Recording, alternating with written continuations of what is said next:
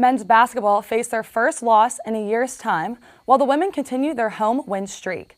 The Penguins and Panthers keep grinding while a new hire arrives at Acrisure. The big game is here while the NBA and NHL inch closer to the All-Star break. And who will win the NFL's end of the season awards? It's time to come on down to the Pioneer Sideline.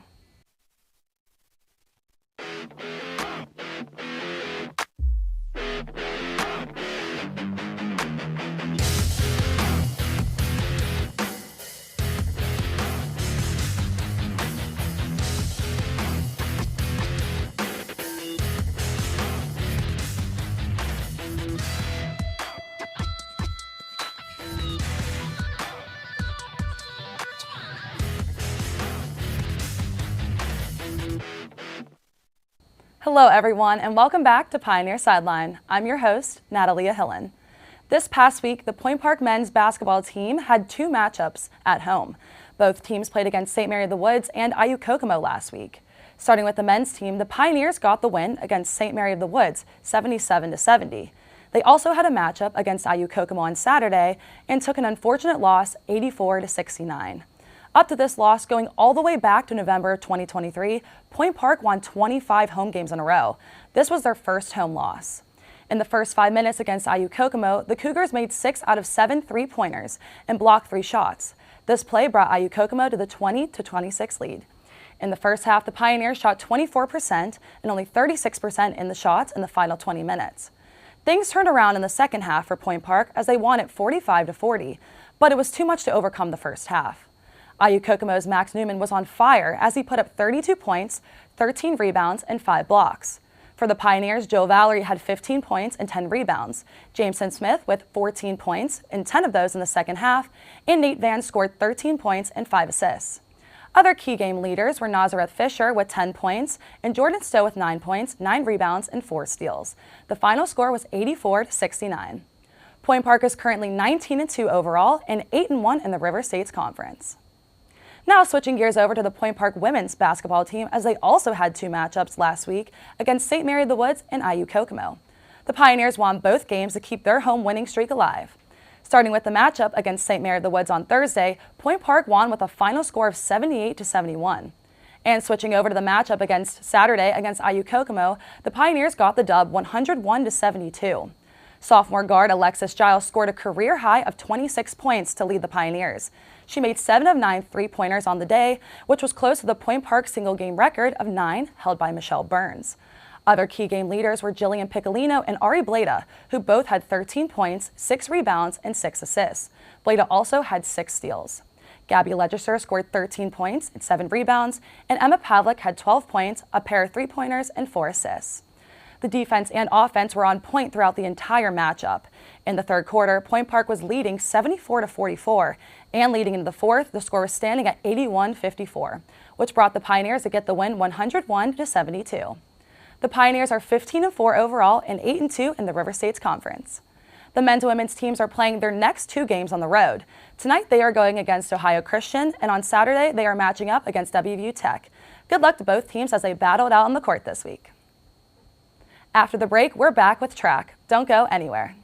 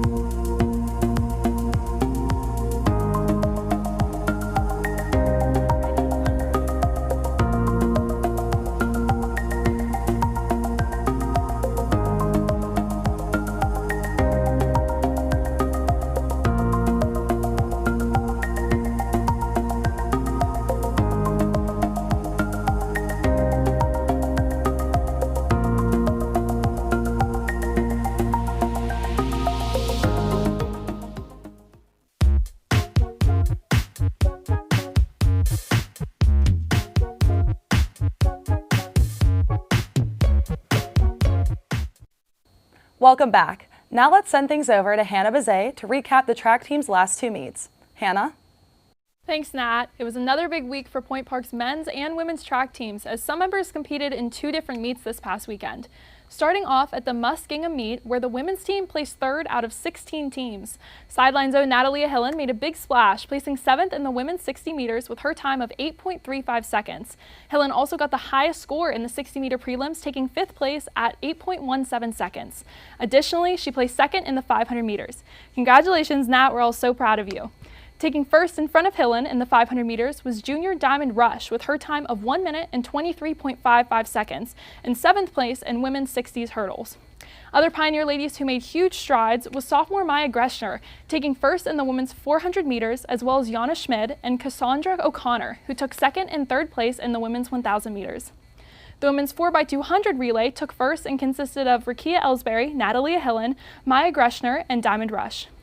Finally, in the jumps events, Eden McElhaney took 7th in the high jump, and in long jump, 2 Pioneers got in the top 10. Greshner took 5th, and Romer took 9th. Romer also placed 3rd in triple jump, followed by Luchama Lubin in 6th and Michaela Rice in 7th. Now moving on to the Doug Raymond National Qualifier, 3 Pioneers placed in the top 20 for the women's 200 meters. Rush was in 14th, Greshner in 15th, and Hillen in 20th. In long jump, both Romer and Greshner got within the top 15, with Romer taking 9th and Greshner in 12th. We would also like to offer our congratulations to Greshner, who was named RSC Women's Track Athlete of the Week. Now moving on to the men's team's results from the Muskingum meet.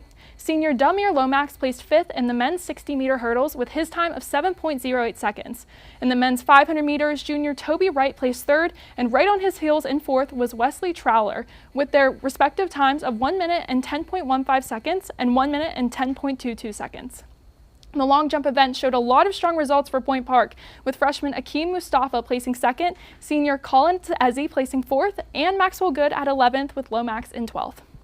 Along with the long jump, Eze also took home 1st in the triple jump at 14.36 meters and Good in 5th at 12.89 meters. In the men's 1,000 meters, Sideline's own sophomore Gabe Ebersole brought home 17th place and 30th in the mile. Finally, in weight throw, Siobhan Fletcher placed 1st and then 3rd in shot put. The last meet the men competed in was the Doug Raymond National Qualifier, where Lomax and Juan Barrera placed 14th and 25th respectively. In the 800 meters, junior Elijah James placed 8th with his time of 1 minute and 55.59 seconds, and in the mile run, Yannick Windoband took home 2nd. Finally, in the long jump, Mustafa placed 4th and Eze took home 10th. To end the week, Fletcher was named the RSC Field Athlete of the Week for his 2nd time. We are so proud of our men's and women's track teams and can't wait to see how they continue to progress throughout the rest of the season. Now back to you, Nat. Thanks, Hannah. After the break, we hear about the rest of the sports world from this past week. Don't go anywhere.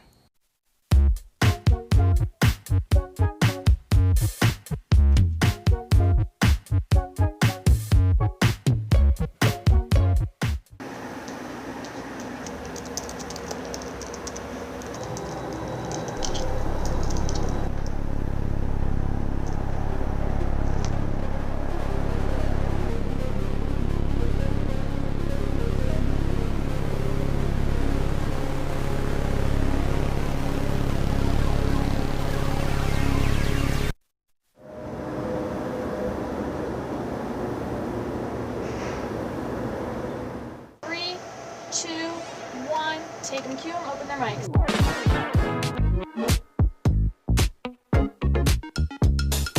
Today marked the 1-year anniversary of the Pittsburgh Post-Gazette strike. Point Park University just hosted a campus-wide meeting. Plans for the rapid transit bus line are not set to conclude until 2025.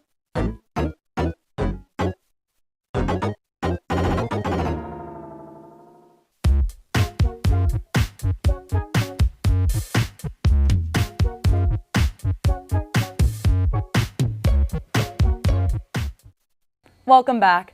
Now I'll be sending things over to Mike Hodgetts for all things locally. Mike? Thanks, Nat. Marcus Pettersson's overtime goal rallied the Pittsburgh Penguins to beat the Montreal Canadiens 3-2 on Saturday night. The goal from Pettersson came at the 2:43 mark in overtime after Pittsburgh forced the extra period with a goal midway through the third. Lars Eller also scored his 9th goal of the season for Pittsburgh in his 1,000th NHL game on Saturday. Jake Guentzel scored his 22nd goal, and Sidney Crosby continued a 7-game point streak with an assist as well. Evgeny Malkin established a season-long 5-game point streak, while defenseman Erik Karlsson's 10-game point streak ended. Tristan Jarry made 25 saves for the Penguins, who snapped a 3-game losing streak. Guentzel tied the game 2-2 in the third period as Guentzel took an incredible spin and backhand pass from Crosby and stuffed a shot inside the post. The assist was Crosby's 50th point of the season, making the Penguins captain the 20th player in NHL history with at least 17 50-point seasons. For Eller, he became the first Danish-born player in league history to skate in 1,000 games. Eller, who won a Stanley Cup in Washington and has played for 5 different teams, including Montreal, is the 36th active player and 388th player in NHL history to reach 1,000 games. The much-needed win puts Pittsburgh 22-17 on the season, earning points in 15 out of their last 20 games overall as they go into the bye week. Pittsburgh's next game will be next Tuesday as they host the Jets. In men's basketball news, the Pitt Panthers are set to take on Wake Forest this week, but there's a chance the Demon Deacons may not be able at full strength by the time they visit the Peterson Events Center. Wake Forest head coach Steve Forbes said ahead of a trip to Pitt that his team is dealing with some illnesses inside his team, as can be expected sometimes with cold and flu season in full swing. The Panthers, on the other hand, are still dealing with one significant injury to Jorge Diaz-Graham, who has been sidelined indefinitely with a hurt ankle. Meanwhile, Jalen Lowe is gradually getting back to 100% after a preseason injury, and Ishmael Leggett is also fully healthy after suffering a shoulder injury earlier in ACC play. The Panthers will host Wake Forest Wednesday at 7 o'clock Eastern Time. In Pittsburgh Steelers news, according to NFL Network insider Tom Pelissero, the Pittsburgh Steelers are hiring Arthur Smith to become the team's offensive coordinator. Smith served as the Falcons coach for the past 3 seasons, compiling a 21-30 record in that time. The team fired him on January 8th, also known as Black Monday, following a 48-17 season-ending loss to the New Orleans Saints. Smith comes from an offensive background, having previously been the offensive coordinator of the Tennessee Titans and having success there before coming to Atlanta. Throughout his time with the Falcons, though, Smith received plenty of criticism for some questionable decisions, most notably underutilizing key skill players such as tight end Kyle Pitts and running back Bijan Robinson. On the other hand, the Steelers are looking for a new offensive coordinator after firing Matt Canada in the middle of the season. The offense improved after Canada's dismissal, but the team is still looking for a permanent solution. It will be seen how the offseason continues to unfold here in Pittsburgh, with free agency and the NFL draft coming up later in the spring this year. But until then, Steeler fans will be left with digesting the news of the hiring. Well, that's all from me on this evening happening locally. Now let's send things over to Matt Palangi to recap the rest of the sports world. Matt? Thanks, Mike. Only one game of the NFL season remains, and it's the biggest of them all. Let's look at how we got here. The San Francisco 49ers got the 1 seed and the bye in the first round in the NFC. They would then narrowly beat the 7 seed Green Bay Packers. In the NFC Championship, the Lions' best chance at the big game would come to an end after the Detroit Lions would blow a halftime score of 24-7. The Lions with some questionable decisions. Wide receiver Josh Reynolds had 2 big drops, and Brandon Ayuk for the Niners would catch a deep ball that bounced off the Lions secondary. This all would lead to an incredible comeback and giving the Niners a dance with destiny and win the NFC. For the AFC, I may sound like a broken record, but the Chiefs are back again. The Chiefs had to play the 6-seeded Dolphins in the first round, and this could have caused some challenges, but they handled business quite easily. In the second round, a Bills missed field goal would allow the Chiefs to yet again come out on top in their divisional matchup versus Buffalo. The Chiefs had to go to the AFC Championship and not play at Arrowhead again for the second straight round.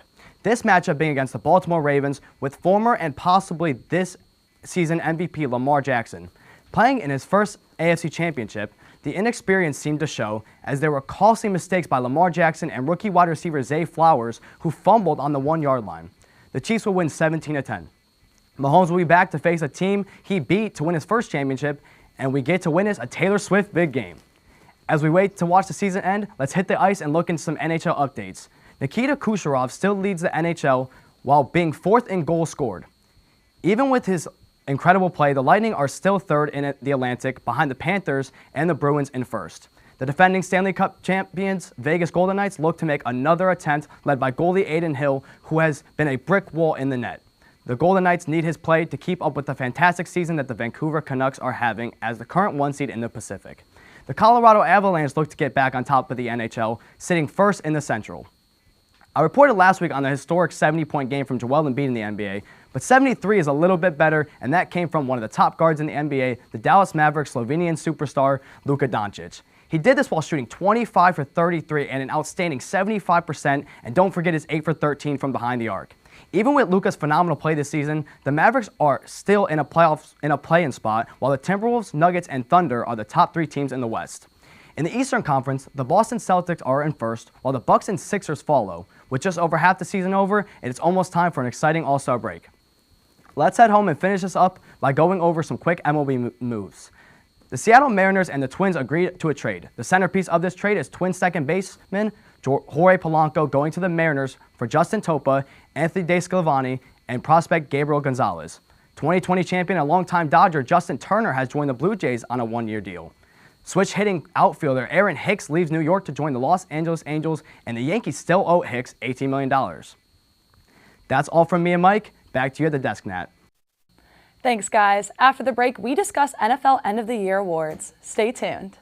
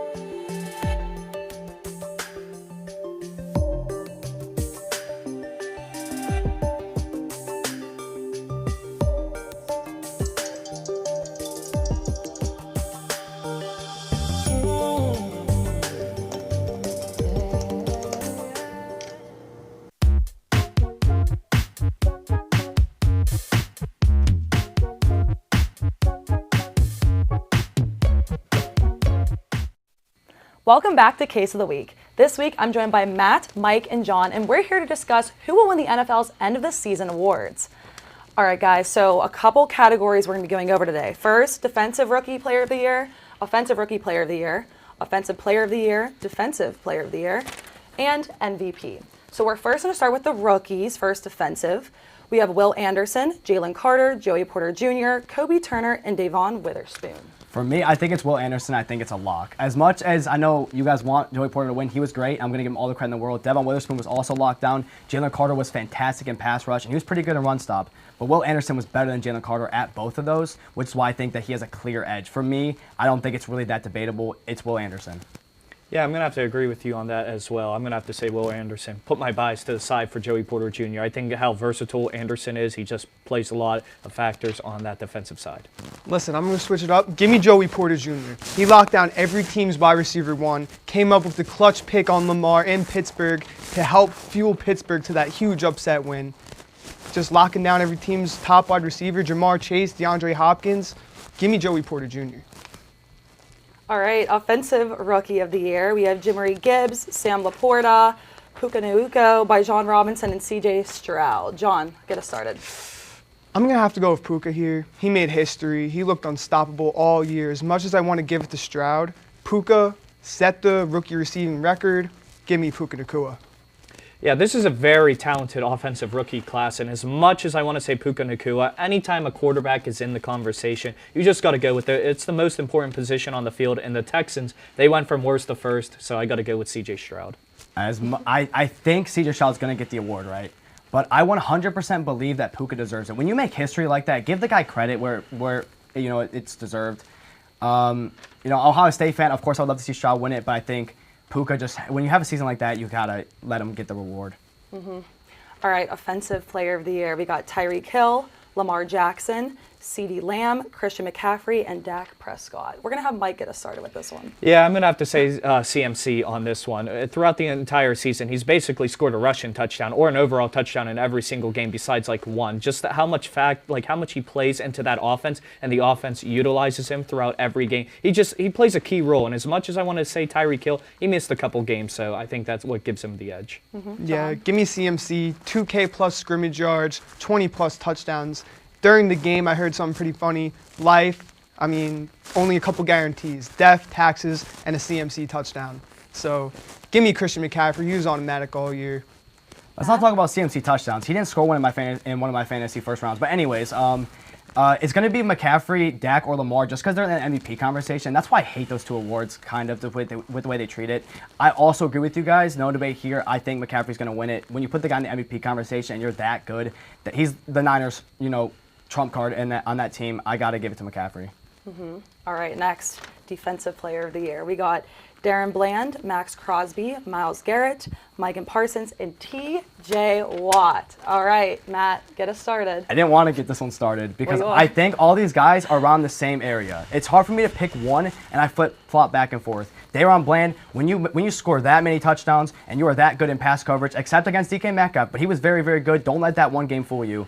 And you get that many interceptions. He had a better year than Stephon Gilmore's depot year. Micah Parsons had led the league in pass rush, win rate, was very, very good at pressures, led the league in pressures as well. And then you got T.J. Watt, who made the big plays with the sacks. So it's very, very hard for me. I'm going to sit here and say I think Micah Parsons is going to win the Defensive Player of the Year just because when I see overall production, I think that he was slightly above T.J. Watt depending on what you're looking for. That's why I switch up on it. So I'm giving all the guys credit. John, your face right now. Tell us what you think. Yeah, listen, that's not going to fly. T.J. Watt, put all those hypotheticals to the side, win rate. T.J. Watt gets the sacks. He makes the plays. He gets picks. He forces fumbles. He scores touchdowns, even when the offense can't. Give me T.J. Watt, league leader in sacks, 19.5, once again, on the way to history, on the way to becoming one of the greatest defensive players of all time. No one in the league is close to his level. This should be unanimous. Like, come on now. That's so awful. Like, come on now. I want to hear Mike say it, but that is so terrible. All right, well, let Mike respond. No one's close to his level. That's terrible. Man, I don't know if I want to respond at this point, but it's very tough to say, especially between Garrett. I think Garrett, Watt, and Parsons, they have the edge over Bland slightly, and it's just how close it is. I'm gonna give the edge to Watt, even through my bias or not. Being from Pittsburgh, I just think Watt has more categories defeated Parsons in. Like you said, Matt, it just depends what you're looking for. And the Steelers, they just need Watt more than Dallas needs Parsons, in my opinion. So I'm gonna have to say Watt. Yeah. Just saying it's unanimous. I'm not gonna go too far into that, but I completely 1 in disagree. 10 without T.J. Watt. Without T.J. Watt in the playoffs, T.J. Watt did the same exact thing as Myles Garrett and Micah Parsons. Myles Garrett won it was just like they weren't even on the field. T.J. Watt, they had the same. T.J. Watt didn't even play. They had the same impact. If T.J. Watt was playing that game in Buffalo, the Steelers are 1 in 10 without him. That's like a whole, almost damn near a whole season without Watt. And like they have one win, granted against Tom Brady, the greatest of all time. I was there for that one.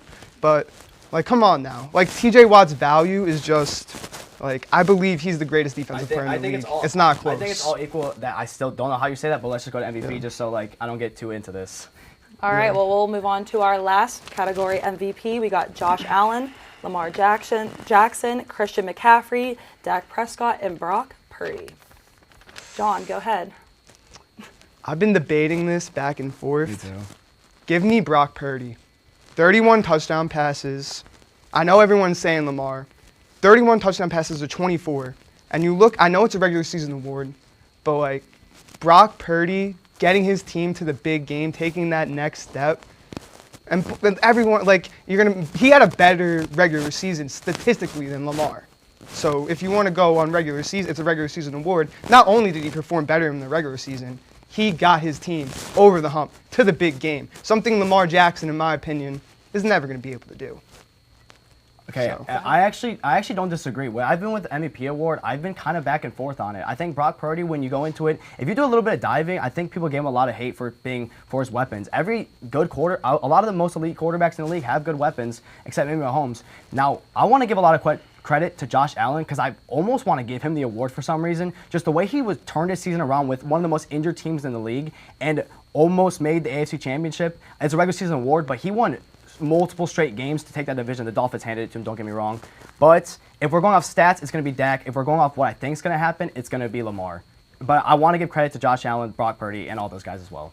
Mike? Yeah, I'm going to have to agree with you too, Matt, on Josh Allen. He had a sneaky good year, and especially on the ground as well. But I guess I'm going to have to give the edge here to Lamar. Throughout the entirety of the season, each one of those quarterbacks had a slip-up game. But I think the defining moment for the MVP award came down to that Christmas game between the Ravens and the Niners, where Lamar just torched them. So I think I'm going to have to give the edge to Lamar based on that alone. All right, so after we discussed the awards, we got the big elephant in the room, the big game. We got February 11th, Chiefs and the 49ers. So I want to hear some of your opinions on what we think is going to go down. Mike, go ahead. You can get us Well, the Chiefs are going into this as underdogs, and I think, they're given too much hate for, how much. I think this is their worst offensive team going into the big game this year. And I think if they are able to win this, they will never be an underdog again going into the postseason, whether they're on the road or at home. So I think they are going to show people why they are that top team and become a dynasty. Yeah, I don't know why they're underdog for the third game in a row. Underdogs in Buffalo, underdogs in Baltimore, underdogs once again in the big game against the 49ers. While I think the 49ers are the better team, better all around, better running back, better weapons, better defense, Kansas City's got Patrick Mahomes and Travis Kelce. Betting against them, not smart. I did it last year. I'm not going to do it again. Mahomes and Kelce, as long as they got them, they're going to win the big game again. They've been there, they've done that, and they're going to do it once again. Matt? Me and John said it last week on Case when we talked about the Baltimore Chiefs game. Picking against that Chiefs team, it just feels so horrific. Picking them as underdogs, I don't think it's possible. Honestly, make them 10-point favorites for all I care. They just don't lose. It's as simple as this. I know we hate to say it. We did it with Brady. We always talked about how we don't like seeing the same team, same person win. But when you are doing it at that level, there's no one who has ever done it like Mahomes other than Brady for now. And I think Mahomes is honestly on pace to beat him. He was way better in his first 6 seasons than Brady ever could have been. Right now, I'm gonna, and I say that, and I'm also gonna pick the Niners too, because I like contradicting myself, because I kind of want to see if I can switch it up a little bit, but I don't want to pick against Mahomes, and I'm not going to, but I can see the Niners winning this game. Don't hate on them at all. Well, just like last week, I even said the Chiefs always find a way. I agree with everything you guys said. They have Travis Kelce, they have Mahomes. They've been there, they've done that. I mean, Travis Kelce played a great game. So, I mean, expecting them to go against 49ers with that same mentality, they've been there and they kind of know what they're doing. So, any last final thoughts on predictions? Just keep this in mind. This Niners team is better than they were when they first played Mahomes in the big game, but Mahomes has never had a defense like this. In my honest opinion, this is the best defense Mahomes has ever played with. L'Jarius Sneed, Trent McDuffie, those guys are having lockdown years, and then you got Chris Jones always just being a peasant in the run stop pass rush. He's just a fantastic player. This defense was the key to beating the Ravens, and I think they could do it again. Force Brock Purdy to make mistakes. We saw what Baltimore did to them. I think the Chiefs it's so hard. It's just so hard. I hate saying it too. All right, final thoughts, Mike? Yeah, if the Niners are going to want to win this game, they got to do two things. Get to Pat Mahomes. We saw that in the Super Bowl loss to Tampa. And also, don't beat themselves up. You don't want to make key mistakes in the big game. Yeah, just like Mike said, Tampa Bay got after Mahomes. They ended up winning that game. So the 49ers have a great front with Nick Bosa, stud former Steeler Javon Hargrave, Chase Young. They can get after him. We'll see if it happens. Yeah, well, we're going to have to see what happens. Thank you guys for all of your input today. Well, that's all the time that we have this week. Be sure to join us next week at the same Pioneer time, the same Pioneer channel, and the same Pioneer Sideline.